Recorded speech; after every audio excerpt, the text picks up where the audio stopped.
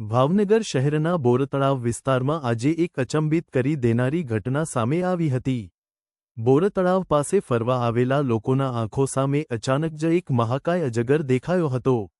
રસ્તા પાસે પડેલો અજગર જોઈને ક્ષણિક ભય અને દોડાધામનો માહોલ સર્જાયો, પરંતુ ત્યાં હાજર સિક્યુરિટી સ્ટાફે તાત્કાલિક સાવચેતી સાથે વન વિભાગને જાણ કરી।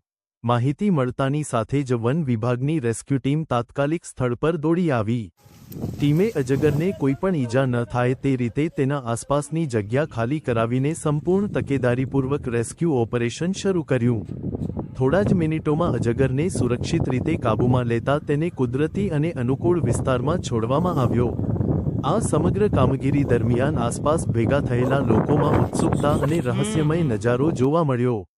વન વિભાગની સમયસર કાર્યવાહી અને કુશળ રેસ્ક્યુને કારણે કોઈપણ પ્રકારનું નુકસાન થયું નથી।